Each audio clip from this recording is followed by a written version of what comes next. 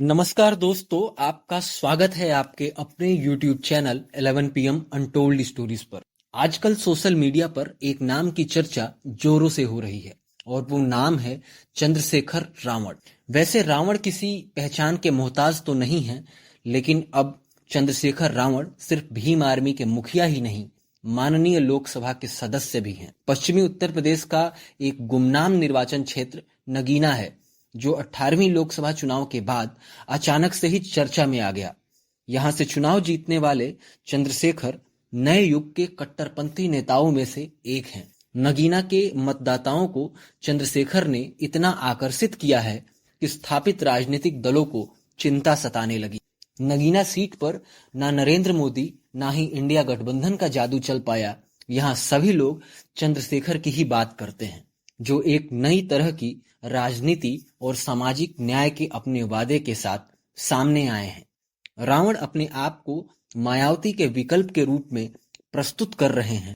वो गांव में बैठकें करते हैं और मिट्टी के घरों में रहने वाले लोगों का नाम इकट्ठा करते हैं और लोगों से वादा करते हैं कि 1 साल में पक्का घर बनवा के आपको दे दूंगा। चंद्रशेखर का जन्म 1986 में सहारनपुर जिले के एक सरकारी स्कूल के शिक्षक के घर में हुआ था। चंद्रशेखर पेशे से एक वकील हैं और साथ ही वो अपने आप को दलितों का हितैषी बताने से भी नहीं चूकते हैं। साल 2014 में रावण ने एक संगठन बनाया जिसका उद्देश्य दलित उत्थान था। ये संगठन पश्चिमी उत्तर प्रदेश में एक मुफ्त स्कूल भी चलाता है। साल 2017 में सहारनपुर के सब्बीरपुर में एक जातीय हिंसा हुई थी। इस हिंसा में दलित समाज के 25 घरों को बदमाशों ने जला दिया था। इस संघर्ष में एक व्यक्ति की मौत भी हो गई थी। इस हिंसा के बाद वहां जोरदार प्रदर्शन हुआ था। 37 लोगों को जेल भेजा गया, वहीं 300 लोगों पर मुकदमा दर्ज हुआ था। इस पूरे मामले के बाद चंद्रशेखर रावण ने अपने लोगों के साथ दिल्ली के जंतर मंतर पर विरोध प्रदर्शन किया और धीरे धीरे उन्हें देश के कोने कोने से समर्थन मिलना शुरू हो गया।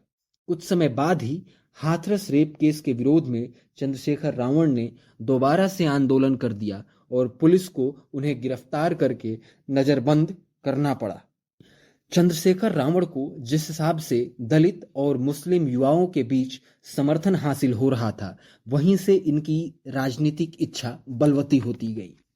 साल 2019 के लोकसभा चुनाव में आजाद प्रधानमंत्री मोदी के खिलाफ चुनाव लड़ना चाहते थे, लेकिन उन्होंने आखिरी वक्त पर विपक्ष को समर्थन कर दिया।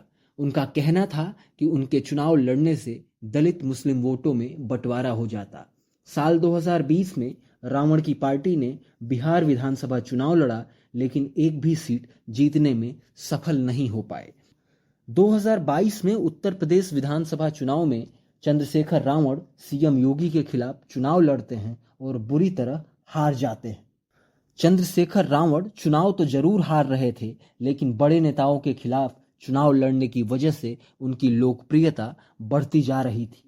चंद्रशेखर रावण एक ऐसे राजनीतिक व्यक्ति हैं जो खुद को एक सामान्य कार्यकर्ता बताते हैं और साथ ही वो कहते हैं कि वो केवल निचले तबके के नागरिकों के हक की लड़ाई लड़ेंगे। टाइम्स पत्रिका के अनुसार चंद्रशेखर भारत के टॉप 100 प्रभावशाली नेताओं में से एक हैं।